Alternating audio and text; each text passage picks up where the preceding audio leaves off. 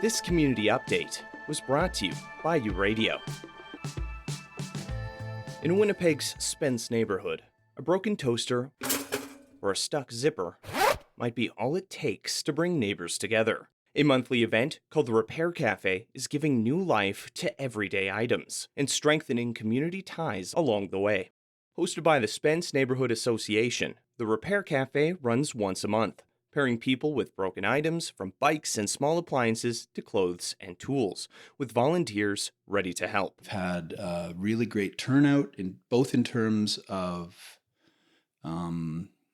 community members coming by to see if we can fix whatever item it is, and in terms of skilled helpers, skilled volunteers who come out to share their knowledge and abilities with other folks. So we've had 3, I think, so far, and it's been going great.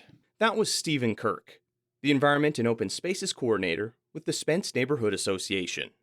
He says the idea comes from similar events in Europe, created in response to rising waste and the cost of replacing household goods. We got to a point here where I realized that we had a lot of tools in the space. The space wasn't getting used after office hours. And so I thought, wow, we have the capacity to organize a similar event here in Winnipeg. Some repairs are quick and simple, others turn into puzzles. A person brought in a weed whacker. It was actually our 3rd weed whacker that we've seen so far.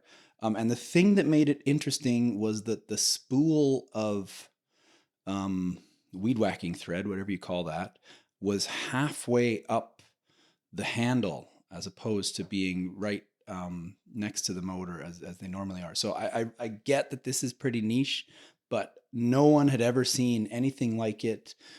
It involved taking the whole thing apart because where that plastic weed whacking stuff, whatever it's called, had to thread through halfway down the handle to the spinner and to the machine, to the motor.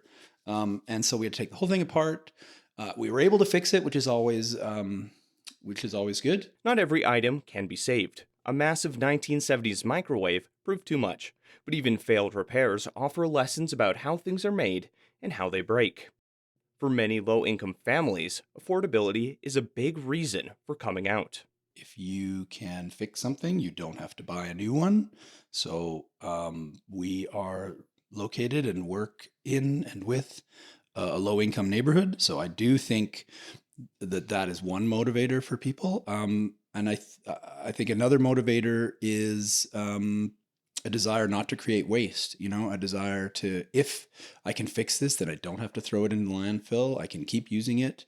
Beyond saving money and keeping items out of landfills, Kirk says the biggest impact may be social. It brings people together and strengthens community, gets people talking to one another, helping each other out.